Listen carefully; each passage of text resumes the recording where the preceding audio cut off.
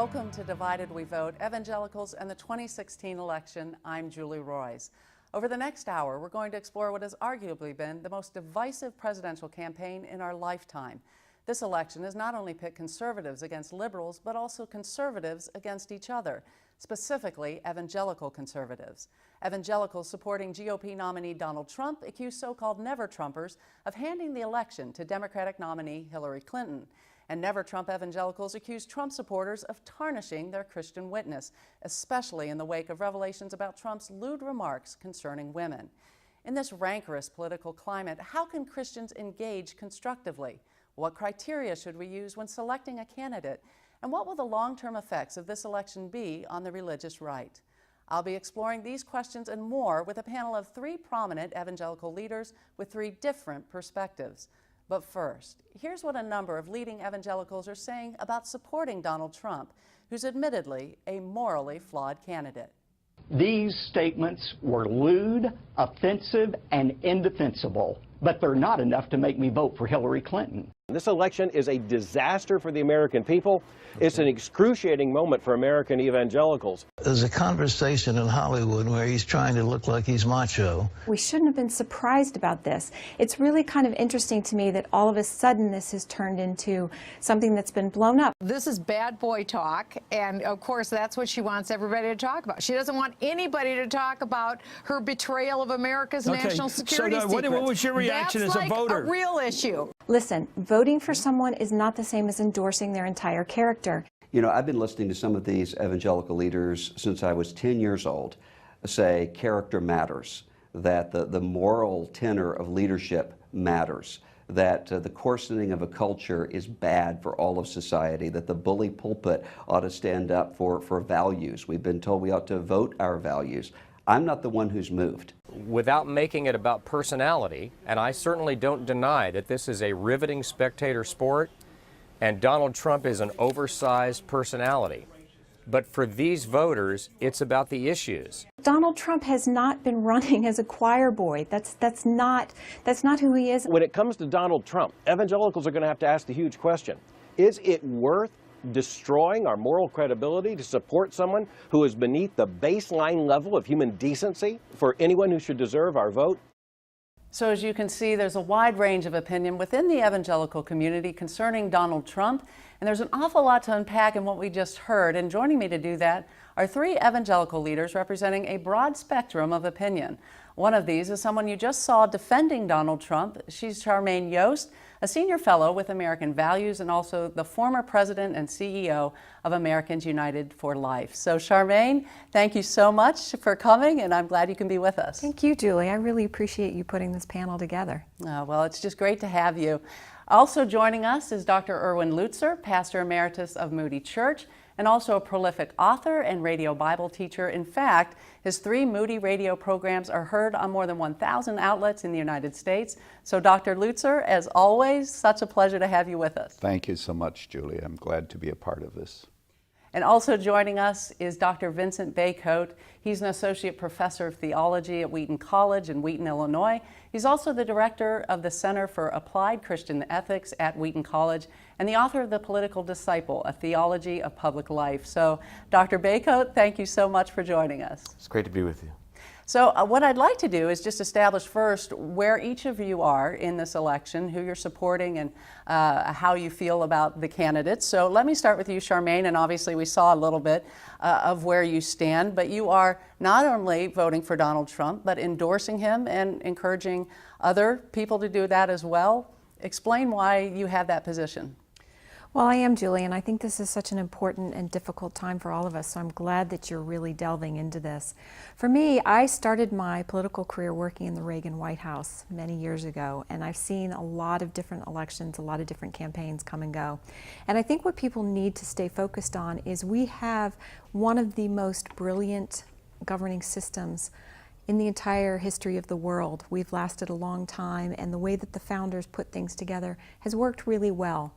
And this system of this campaign has gone through exactly the way that the rules are set up. And here, coming down to the end, we have 2 candidates. one for each party, and you have a choice between those two candidates. So you have to judge them based on the issues, on the totality of the argument. And for me, when I look at the fact that we have the Supreme Court on the line, we could have up to 4 vacancies on the Supreme Court with this next president. That means the next president who appoints those justices will be determining the shape and the focus of our judiciary for a generation to come. I think that issue alone really kind of makes a decision for me personally. But I've also argued to people that it's not just that. It's also, going back to my time in the Reagan White House, I worked in presidential personnel. So something that's very important to me and that a lot of people outside of Washington don't know is that each president has the opportunity when they come in to appoint between 3,000 and 7,000 people throughout their administration who are going to operationalize, to make their policies come to life and to implement them.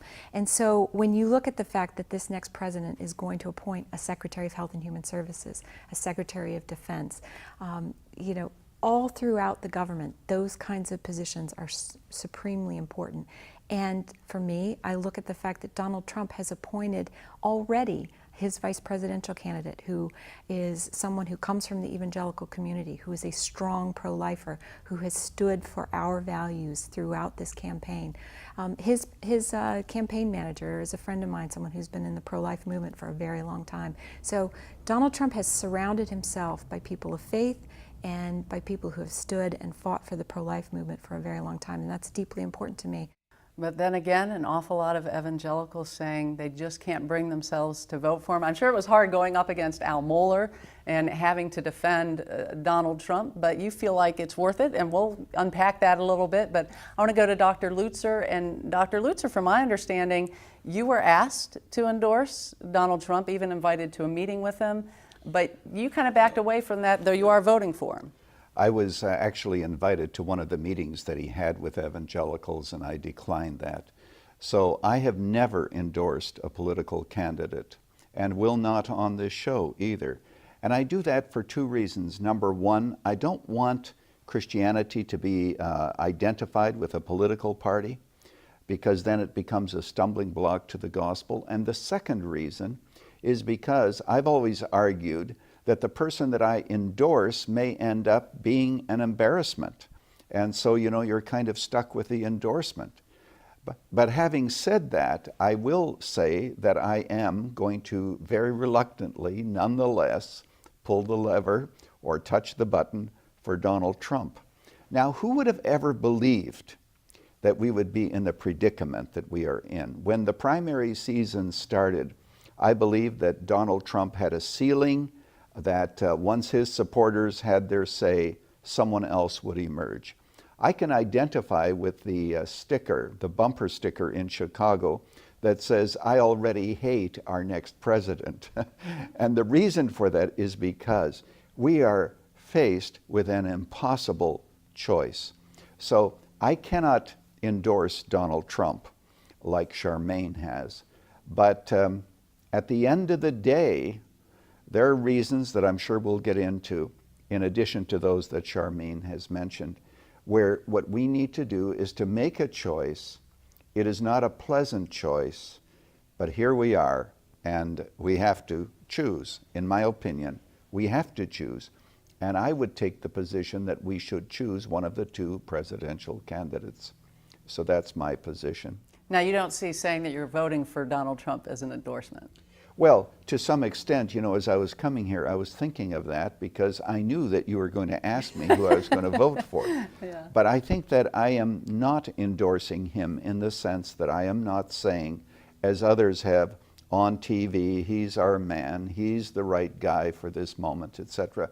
And of course, even when you speak about endorsement, I'm sure that it means something for Charmaine, it may mean something else for somebody else. But I have never been out there telling people you ought to vote the way in which I am voting, because I'm putting my name next to Donald Trump. I would not do that. I feel very keenly the criticisms that come to those who believe that they do endorse him. I'm thinking particularly of pastors who have to maintain their independence. and make sure that people understand that the gospel is not a political party. It's been a difficult thing, I think, for pastors, and I think having someone like Donald Trump at the head of the ticket. But let me go to you, Vincent, because my understanding is you're not voting for Hillary Clinton or Donald Trump, which is a little bit safe in Illinois because, let's face it, we know who's going to win this state. Right. Unless something, you know, I've talked to some people that are like, you never know. All bets are off with this election because it's so atypical. But why do you feel that you can't vote for either one? There's reasons why they both have incredible unfavorable ratings, right? And so I'm trying to emphasize, and I'm telling people to think about the rest of the ballot. I think one of the problems that we have with this election and with other presidential elections is the way that people respond to what goes on with presidential candidates. Is people think we're electing a monarch, even though we're a country that was founded because we don't want to have a monarch. And I think the fact is that we do need to remember this government that Charmaine was talking about, that we do have a separation of powers and a balance of powers. And we need to be thinking about who's going to be in Congress, but we also need to be thinking about we're electing at our local level. Because when it comes to how people live their everyday lives, most of the things that are going to be impacting them are not going to be impacted by the person that's in the executive branch. They're going to be impacted by what your congressmen are doing, but also what the people at your local level are doing. And we need to have a lot of political attention to that. And generally people don't pay attention to that like they should. They sort of set aside that dimension, that responsibility, that opportunity of being citizens. And so this is a great time for people to, I think, become more educated about that and to emphasize that. Another dimension of this, I think, that has to be talked about, though, is part of the challenge with, I mean, Hillary in some ways is a known quantity in terms of, okay, she's sort of a political pragmatist. She's been known for being very liberal, so that's not a surprise. And really, actually, Donald Trump's been a known quality before he became a political figure. The Apprentice made Donald Trump, it kind of softened the fact that he was sort of a boorish, narcissistic person.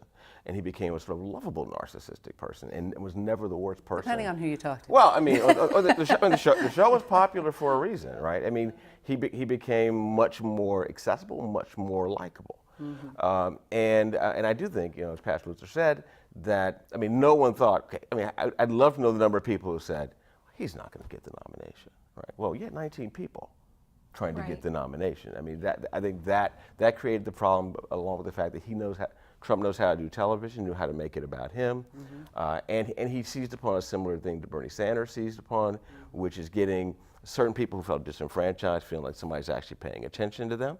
So he did that, and he did that well enough to get the nomination. Now, another dimension, though, about him that I think one has to talk about is that there are a lot of people, I think their rhetoric makes them nervous because they think that he plays up divisions in society, and that he makes people with pigmentation like mine nervous. Makes people. Now, I think, do I think Donald Trump's a racist? I mean, at first, I had a conversation with him. I think they might discover, maybe I was wrong in thinking he was a racist. But his rhetoric certainly has played into people who have those inclinations being emboldened to, think more of a white is right type of thing. Now, those people are out there, and those people have been more bold to make themselves present. And is that why you're not voting Absolutely for him? not. No. Okay, Another reason another reason I'm not voting for him is I don't think he knows anything about public policy. Can I just... So that's another reason why. Wait 1 second, please. And I have a whole list of things here. I think not just the Supreme Court issue concerns me significantly, but the president doesn't just handle the Supreme Court. I mean, the executive office handles all kinds of things. And when I think about the totality of the president's job, the president being the leader, I mean, we're essentially really the only real superpower. Putin's trying to do some kind of thing, but, Russia isn't what it was. And I think about all the things that a president needs to do. I don't see him as being the person that should have the job. So and why honestly, not vote for Hillary? Because, I think that she is that part of that pragmatism has played out in a way that to the left and being pushed to the left by Bernie Sanders. I mean, you have that Democratic platform that's pretty extreme. I mean, most platforms don't get all the way through, but it's a pretty scary document. Okay, Charmaine? That's actually a really good point about the platform, and I know Dr. Lutzer wanted to talk about that a little bit, but there were really 2 points that you made that I wanted to address. The first one being your point about the fact that the president isn't going to affect the everyday life lives of the voters. I did not say that he was going to affect not as everyone. much. I said not to the extent that the local things are going to affect people's everyday life. Their school boards and the things that happen in their towns, the things that happen in their counties, that happen in their Here's the problem with that argument in this particular context of this election is I'm a big believer in federalism, and I think, you know, the trickle-up theory of public policy development is one of the greatest things about American public policy. But the reality of what we're facing with a Hillary Clinton presidency and the judiciary that has run amok. I mean, think about the fact that the judiciary is the branch that imposed Roe v. Wade and imposed abortion and demand on the American people. She will use the judiciary to impose a liberal agenda even more broadly than we've already seen in this next presidency. And when we're talking about people of faith, one of the issues that we need to be really concerned about related to the judges is religious liberty, and that's really very much on the table. We know from the WikiLeaks emails, we've seen a lot of anti-Catholic, anti-evangelical kinds of language coming out of her camp. I'm very, very concerned about the religious liberty issue. And I'd really like to take on this idea somehow that Donald Trump is racist. I think that he has been damned by association in that there have been some people who've kind of come out of the woodwork who have supported him. I don't know that that's really an entirely fair accusation to level at a candidate. Every candidate has to deal with the fringe elements. Hillary Clinton has fringe elements on the left who are supporting her, and yet she never gets criticized for that. And I really don't understand why we aren't paying attention to the fact that one of the most inspirational elements of the Trump-Pence campaign to me, is the fact that he was willing to go to Detroit, to go to a black church, to spend time there. When was the last time that you saw a Republican candidate who was willing to do that? He may not be completely smooth, and people have criticized him for not having, this completely fully developed agenda. But, I actually was at that meeting of evangelicals and Donald Trump, and one of the first questions that was asked of him was a question about racism and race relationships. And I really thought it was interesting because his response was to come back and immediately start talking about structural issues in the inner city and getting people jobs. It was very concrete, it was very real, it wasn't pandering. And you've seen this theme throughout the campaign where he's talked about the fact that race relationships are undermined dramatically by economic structures and by the fact that people can't get jobs. And I think that that's encouraging that he's willing, despite the fact that he's continually criticized on this question of being racist, he's still, even as late as last week, he was talking about issues facing the inner city. And I think he's to be commended for that. I'll give you 2 reasons why. Reason number 1, all African Americans don't live in inner cities. Everything he says when he talks about African Americans, he talks about as if all African Americans live in inner cities and if law and order is the only thing you need to do. And I'm glad you mentioned the economic piece because that has not been what he's highlighted. He's highlighted the law and order, suggesting that most African American communities are crime-ridden communities. There are a lot of African Americans, they're not all poor and living in a ghetto. Well, I'm aware of that. I know you're aware of that. In fact, my point is, but that's the public rhetoric. That's what he has said in every debate when he's talking about African American communities. So I agree with you. But that's the context in which people are asking him the question. What are you going to do about these issues? There's more. You just mentioned economic stuff. He didn't mention the economic stuff. He mentioned law and order, and he mentioned inner cities. He didn't talk about blacks who are in suburbia. He didn't talk about the fact that because of gentrification, you have all kinds of African Americans and poor people moving into the suburbs and the collar counties. No, come on, be fair. He's also talked about bringing school choice to the inner cities and to all kinds of communities. So I think you're not being fair in terms of taking his comments out of context. Let's look for a second. I just want to go to. We can disagree about that. We have some polls that are really interesting on this because when we talk about the racial divide, there is a huge divide right now. But first of all, none of you are actually supporting Hillary Clinton. I think that's important to note. But within the evangelical community, she actually does have considerable support. In fact, a recent poll conducted by Lifeway Research found that 31% of evangelicals are voting for Hillary Clinton. 45% are voting for Donald Trump. Another 8% are voting for Libertarian Gary Johnson. The remaining are undecided or perhaps voting for someone like Independent Evan McMullin or Green Party candidate Jill Stein. However, when you divide evangelicals along racial lines, some drastic differences emerge. Among white evangelicals, 65% are voting for Trump and only 10% for Clinton. But among evangelicals of other ethnicities, the percentages are almost the complete inverse. 62% say they are voting for Clinton and only 15% are voting for Trump. So clearly, there is a huge racial divide in this election. And my concern, you know, as I've seen in other elections, I mean, the last election, the GOP failed. And if you're a conservative, which I am, I care about what's going to happen to the GOP in the future. But the GOP failed, by and large, to get any ethnic minorities on board. I mean, even the Asian population, which is conservative socially, not voting for GOP. Hispanics not voting for GOP. And George W. Bush, he got that Hispanic vote. Now, with this election, I wonder what's going to happen to the GOP brand because, not necessarily because of the policies of Donald Trump, but the rhetoric. When you say I'm building a wall, I have so many Hispanic friends that have said to me, I hear that and I just feel like he hates me. Well, you know, part of this, though, Julie, I hear what you're saying, but I think to be fair is that there is this huge headwind going up against the mainstream media that is going to take anything a Republican says and distort it and throw this big, fat, racist label on it. It's just, you know, this constant drumbeat of that's racist, that's racist, that's racist. And when you put that frame around anything that someone from the Republican or the conservative side says, it's very difficult to get traction. So, you know, this racial divide has been a long-standing thing. Yes, it has gotten worse in this election, but I would argue that the headwinds have gotten worse in this election, too. Dr. Lutzer? I'm glad that I have the privilege of being in between these two, and I'm learning from each side. Yeah. I'm learning too.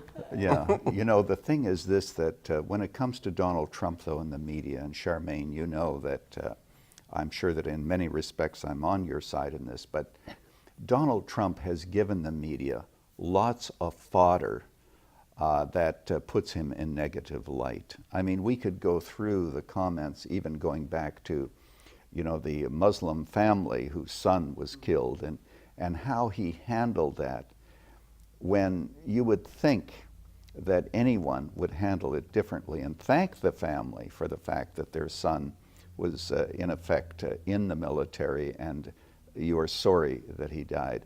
There's so many things too. So it could be that the media is very much opposed to Trump. I think that that probably is true. Well, we know that it's true. But what grieves me is that Trump keeps giving them reason to do that. The way I look at it, Julie, is you'll notice, and maybe the camera can even pick this up, I asked my administrative assistant to actually print out the two platforms. I'm sorry that the Democratic one has some notes on it.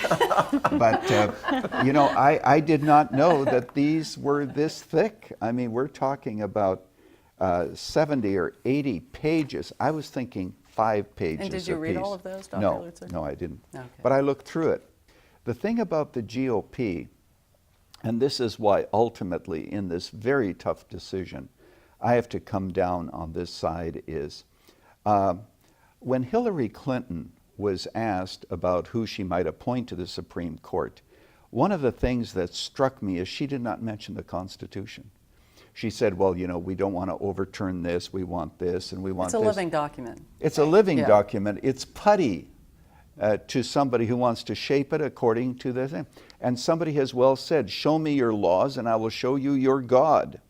I mean, if the Supreme Court believes there is no law above itself, it becomes God. If I believe that there's no law beyond me and I shape my own, I become God.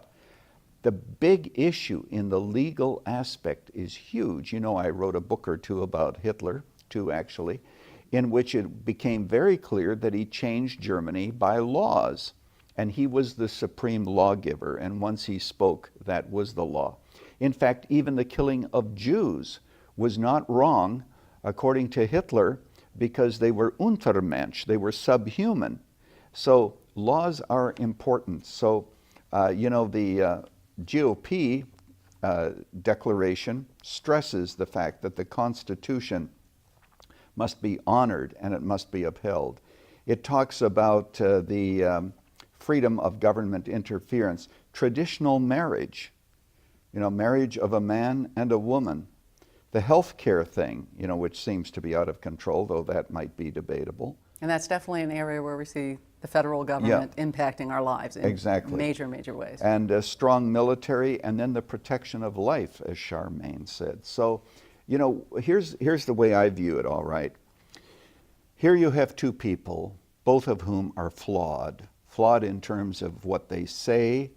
I believe that both play very fast and loose with the truth, to put it in a very nice way, and so forth. So what are we going to do? I want to have some kind of say as to who the president is going to be, so that's why I'm going to vote.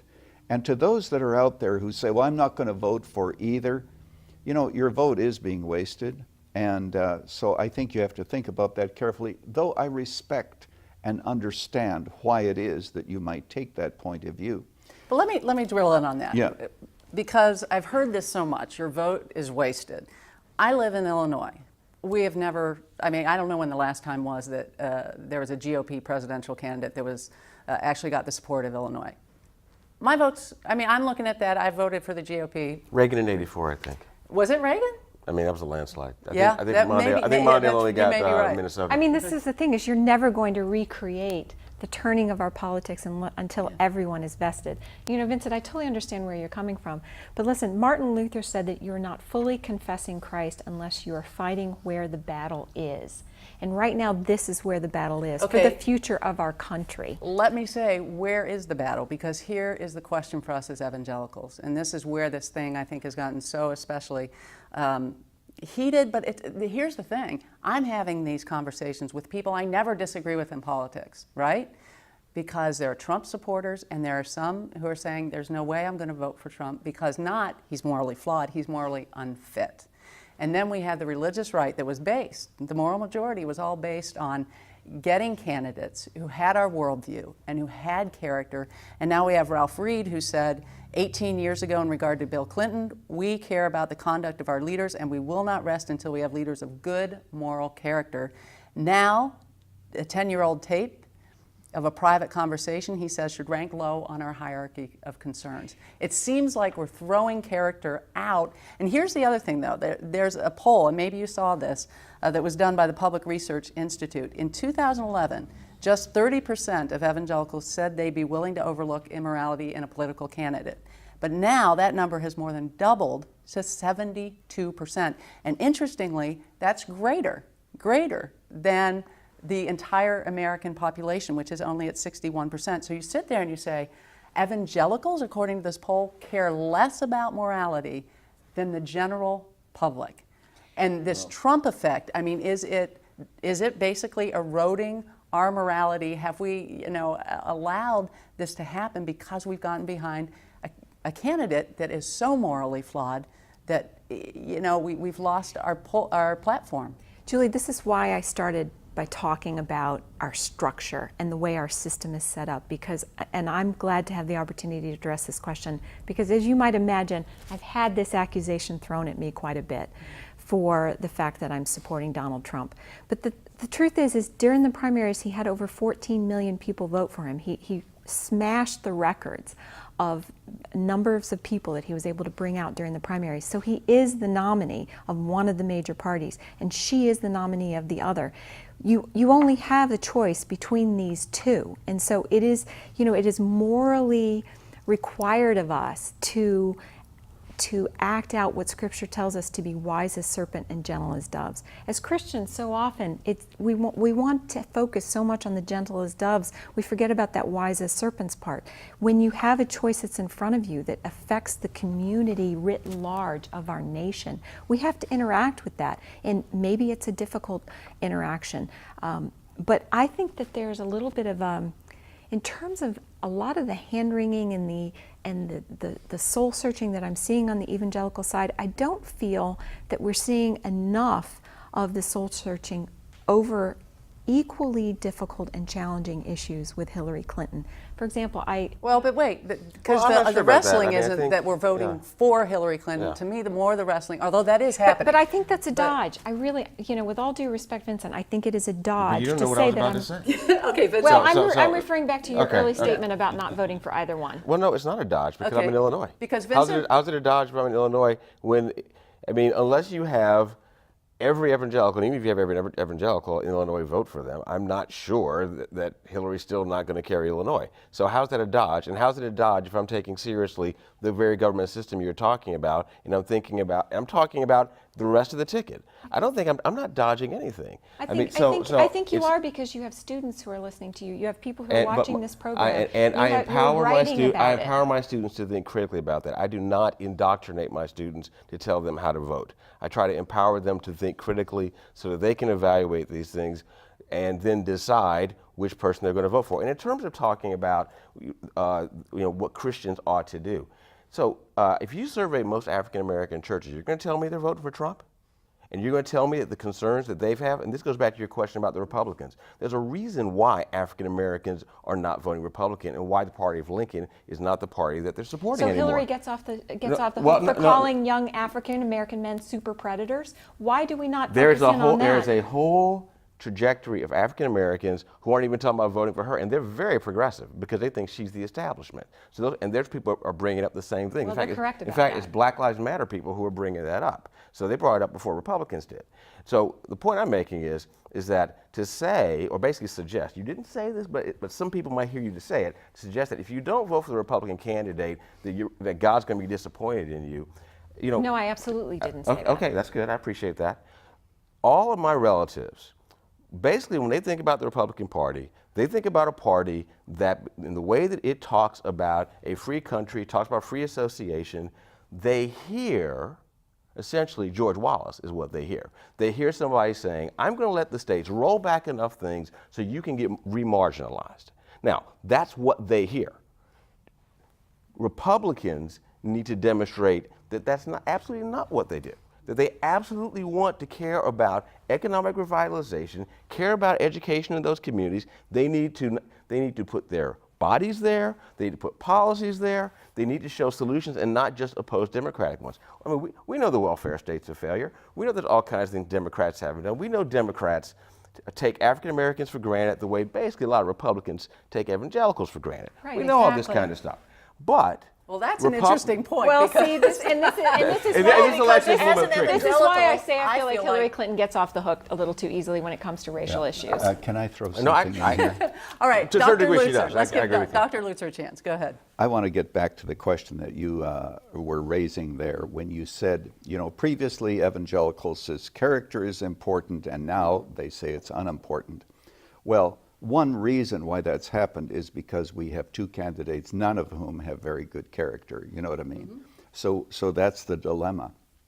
But the other dilemma that I'm concerned about is, on that basis, there are those who, as evangelicals, pastors, some of them are my friends, so I speak with a very compassionate heart, who will actually go on TV and will strongly endorse Trump, and therefore identify the whole, and this of course is what troubles Mr. Moore and apparently also Russell Moore and my friend Al Mohler. The evangelical movement is being identified as the Christian evangelical movement. Now, I want to tell this young lady here, Charmaine, I think it's perfectly fine that you can endorse Trump. I'm talking here about evangelical pastors and leaders who are strongly identified as being evangelical. So that's why I do not endorse a political candidate ever, even if they are good for the reasons I said.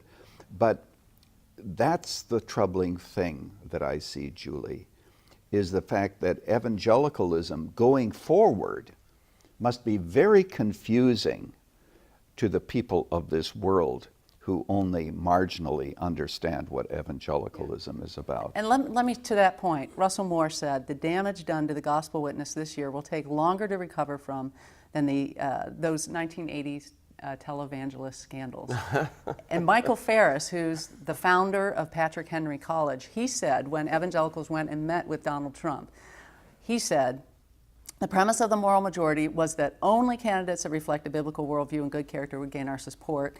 But then he said about the leaders supporting Trump, and he didn't let, I mean, Gary Bauer, I know with American Values, head of American Values, but there's also Ralph Reed. To the world, they're evangelical, even though they're not pastors. He said they are saying that we are Republicans no matter what the candidate believes and no matter how vile and unrepentant his character. They are not a phalanx of God's prophets confronting a wicked leader. This is a parade of elephants. And the question, and I thought this was a good point that you made, Vincent, that Republicans have taken the evangelical vote for granted. And just the same way that Democrats have taken the black vote for granted. And we, as Republicans, I'm seeing all these arguments that we have used now coming back in our faces. And if we're going to say to Democrats or to the African American community, the Democrats don't represent you, you shouldn't be voting this way, come over to our side, right? Can't we also say, hey, that we need to buck the system when we have a leader who does not represent our values, does not represent what we believe in? Well, can I just real quickly say two words, Mike Pence. This is not just the Trump ticket, it is the Trump-Pence ticket.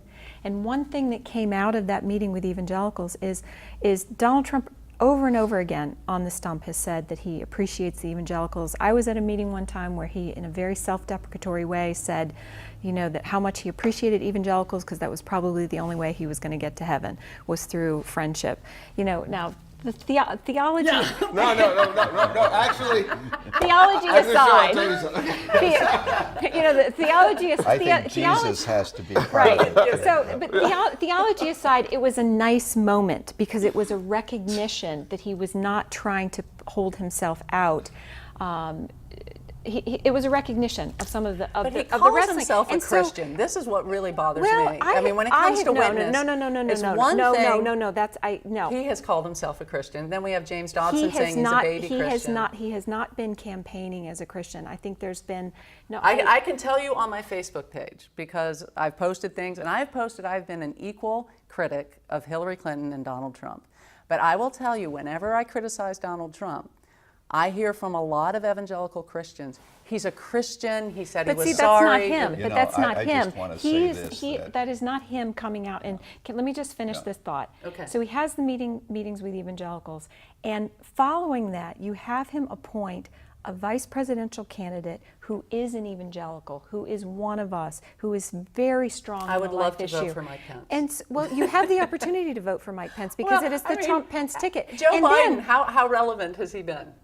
He's very relevant because he's part of the administration. There are a lot of things that the vice president does that sets the tone and the tenor of an administration. It's a very powerful position, and it is an indication of respect to the evangelical community that Donald Trump did that. And then he follows on with taking a very hard stance on the life issue in the debates, on talking. I don't know why we haven't, as a community, haven't talked about the fact that in his major economic address in Detroit, not only did he talk about all kinds of other economic policies, but he specifically mentioned extending tax breaks to moms who make the choice to stay at home with their kids. He talked about homeschoolers. He's talked about school choice. So going back to Dr. Lutzer's point about the Republican platform, he has been a very strong advocate in ways that we have asked for years for Republican candidates to be, and yet he's taken it very seriously and done it. Dr. Lutzer. Going back to your comment there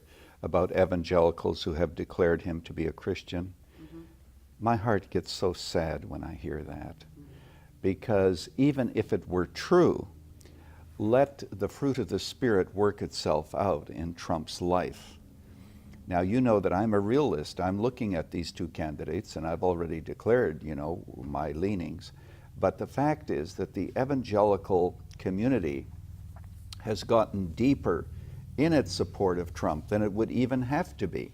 I mean, Charmaine here, she is on Donald Trump's side. She endorses him, but she isn't calling him a Christian. And I think that that's where there's so much confusion out there.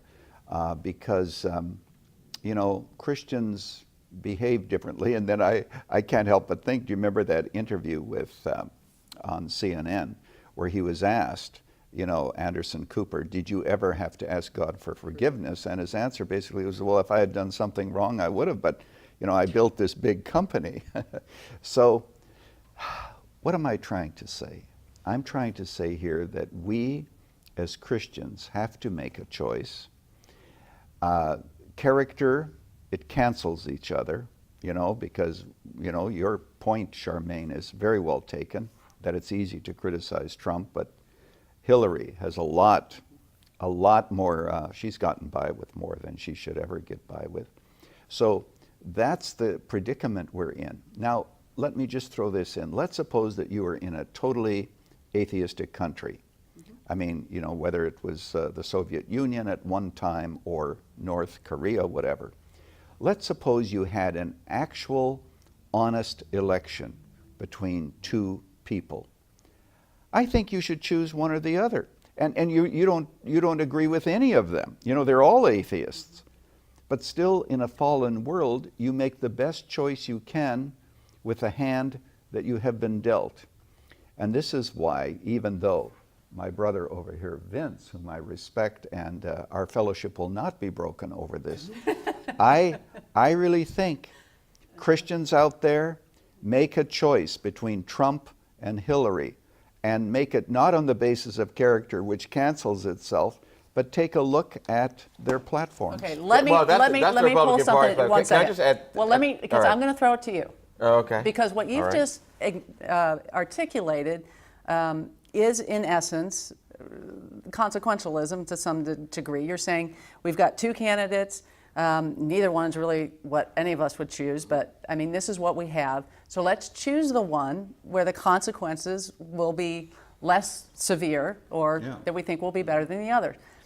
And this is I think, a good thing about this election, is it's really forced, I know, for me to say, okay, let's rethink a lot of these things, because I've always been a consequentialist with this, but then I've never had candidates that are so morally, I don't even want to say flawed. I mean, they're just beyond the pale in some ways, in my opinion. But I sit there and I say, the problems with consequentialism, it seems to me, is there has to be a limit on it. And there was an article in the Gospel Coalition talking about this. And that if there's not a limit on our consequentialism, well, then we can justify almost any action if the alternate action is worse. And so it makes me wonder, at what point do we say, this doesn't have a political solution, but I can't be on either side? So, I'm going to throw it to you, Vince. Okay, well, first of all, this may seem to be an irony about something. The connection what you just said, but it goes back to something earlier. As much as there's hand-wringing, as much as we're talking about, some people are talking, the sky is falling, etc., there are also a lot of people who are talking about, well, maybe we've been too political, we've made too much out of politics. I'm not sure we've made enough of politics in the right sense, because I don't know that evangelicals have thought about politics beyond just attending to certain particulars that are basically crisis management, and not thinking about sort of the long, slow way that the political process generally tends to work. So, I mean, there are people like Charmaine who know a lot about that, but I feel like in some ways evangelicals have been kind of at an arm's length from politics, except for when it's around particular issues. Then people pay a little bit of attention, they think about voting something, but they don't think about, in fact, politics is going on all the time. Right. And we need to be forming and encouraging people who are getting involved all the time, rather than think, okay, there's a crisis, maybe people should pay attention to it. There needs to be, especially in a country like this one, at least a kind of general attentiveness to the larger political process. And evangelicals haven't really encouraged people to have that kind of attention. I want to push the consequential thing. I'm going to So where's the limit? Because I want to know at what point your limit's already hit. With Donald Trump and Hillary Clinton, you've already said, this is my limit, I won't go there. And part of the reason is because I don't think only in terms of 4 years. Politics is a long game. History is a long game. I mean, look at the history of this country, and there's been all kinds of peaks, valleys, all kinds of ups and downs, right? And everyone's thinking that this is kind of apocalyptic. It is not apocalyptic. I mean, if you want apocalyptic, like I always like to say, I mean, explain to me why this country is still here after, slavery and Jim Crow, okay? That's something that should have brought an apocalypse. So it hasn't. And here we are, we've got certain kinds of flourishing, certain kinds of things that have been better than they were 20, 30 years ago. Things that are crises, things that are matters of great importance now that we need to be concerned about. Some things get better, some things get worse. I mean, that's the way things actually work out in a fallen world. Let me ask. Slavery and Jim Crow did bring the apocalypse. Both of those evils in our culture brought real tragedy. Apocalypse to who? To African Americans. To all of us. Civil War was pretty apocalyptic. Yes, well, yes. I would argue that Jim Crow was apocalyptic to all of us. I think we all suffered. Well, I wish the most white Americans thought that, but I don't think they do. I appreciate you saying that, because I've hardly heard people say that. So thank you. Okay, let me ask this question, because I want each of you to answer it. I actually want to say, I think we should not, because I'm nervous about people saying this, we should not think about this in such an apocalyptic way that we don't actually see that for all the fracturing and hand-wringing, this is actually an opportunity for the GOP. This is actually an opportunity for people to be thinking about, okay, how do we re-strategize? How do we think about people being more informed? How do we think about people actually understanding that if you're a citizen in the United States and you're a Christian in the United States, you have an opportunity to have, it's a kind of discipleship opportunity you don't have in the Soviet Union, you sure don't have in North Korea, you don't have in Zimbabwe, but you do have here. And sometimes you're trying to figure out, how do I ever get lemonade out of these lemons? But, 4 years from now, I mean, this is part of the GOP opportunity. Okay, you had 19 people run. Maybe we don't want 19 people running for it. Okay, so if Trump loses and you have this come around 4 years from now, how's the GOP going to strategize now? And that's a valid question, but I just want to get back to this question with the consequentialism. What is the limit on the consequential? Well, how bad would a candidate have to be? Well, if you had two candidates, I mean, you just have to choose the one that isn't as bad as the other. Well, so if you had Hitler and Mussolini, what do you do? Well, I mean, you vote for one or the other. But I want to go back to what our brother. Well, then you're Bonhoeffer. Well, I mean, if you had a... Well, actually, is that not an option for us to say, Yeah. I refuse to participate? See, I come from an Anabaptist tradition, so I'm used to being a separatist. Now, I'm not saying I agree with all my Anabaptist background. I'm not a pacifist, okay? So, but I'm saying I have enough of that tradition, and I've understood as Christians, we are not a part of this culture. We are not to be, and there's a certain degree to which we say, no. I won't be a part of this. It is too evil. I can't do it. Oh, that I can understand that. Well, but I want to comment though on what Vince. Because we're called to be salt and light. That's why. Well, hold it just a second here. But isn't our opposition being salt and light? Isn't saying no? No, because nature abhors a vacuum, and it is going to move forward. So, I mean, Hitler and Mussolini, we really vote for one? Well, I mean, don't we say no? I don't know. If somebody says no, fine. And don't get involved in the political process. But, what Vince is saying here is, there's this big picture. The problem is that if a nation goes down the wrong direction, it is impossible to turn it back. I cannot foresee a day, for example, how is it possible to turn it? Yep, go ahead, Dr. Lutzer. I don't see, for example, a day in America when same-sex marriage is overturned, unless there is a massive, really spiritual awakening, and maybe that's where this discussion or the family should dissolves end. To the point that we can't. Well, exist. Even so, there are people totally committed to the dissolving of our families. In fact, I could give some evidence of that. They are committed to the destruction of the family because everybody has to be equal, and so everybody has to be equal in their destruction. There was someone who was arguing that the word mother should not be used because it gives special status to some children who know that they have a mother and others who don't. So the point that I'm making is that politics is a long run, but if you're going the wrong direction, turning the clock back is very, very difficult, even in a country like ours. And it is dire. We're in a dire situation. It is, but I just talked about slavery and Jim Crow. If you're a slave in 1850, there's no way you think emancipation is happening 13 years from then.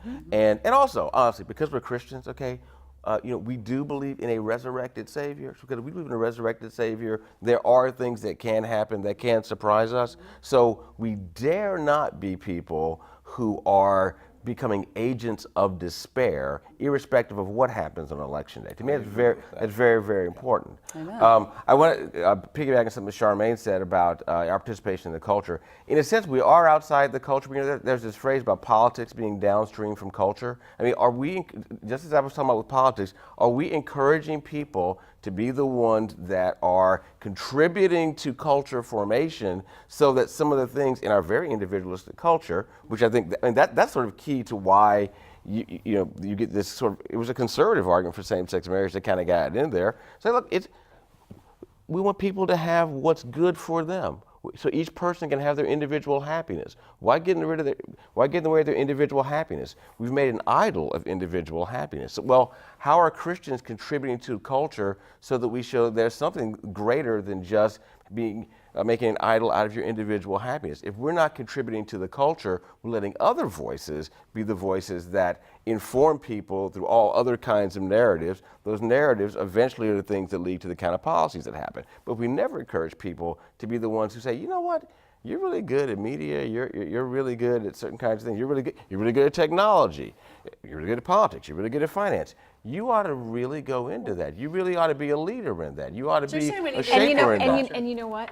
There are all kinds of people that I know and have worked with over my 30-year career in Washington, D.C., who have invested in the political process, who've invested in being a part of the structure and in the hand-to-hand combat that is Washington, D.C. politics.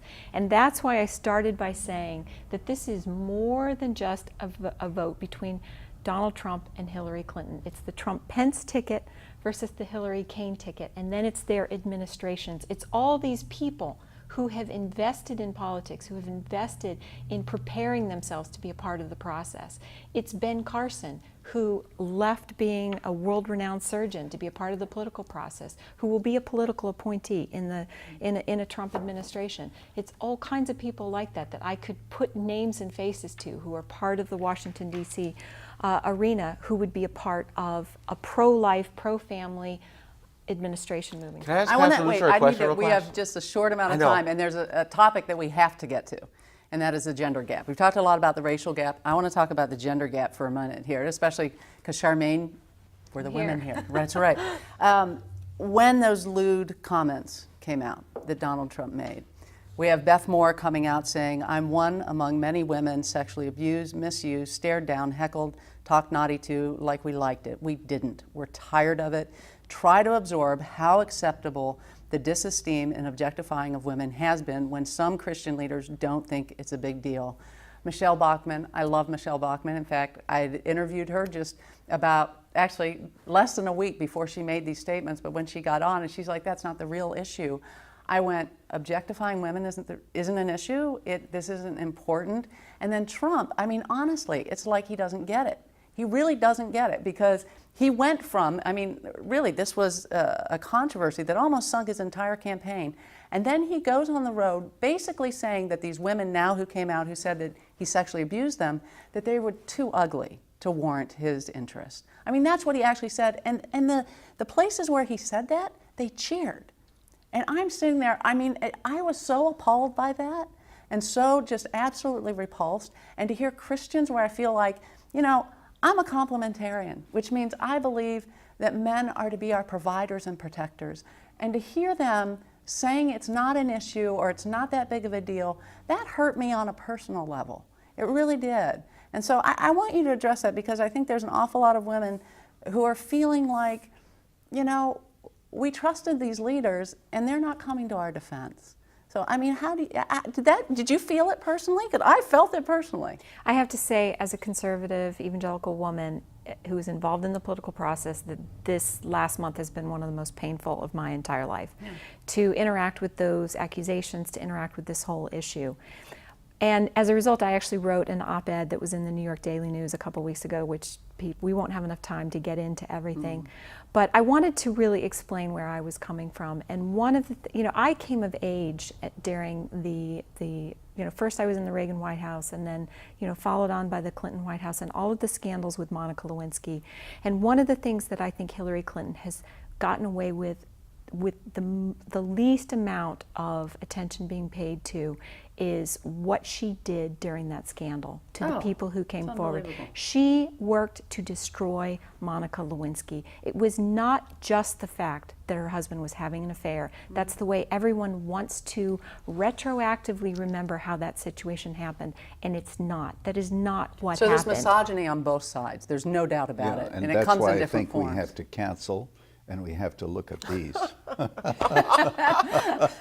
These are the two platforms. That's where I come down on. And Can I just add really quickly? Another thing is that he has elevated the first female campaign manager in the Republican Party history.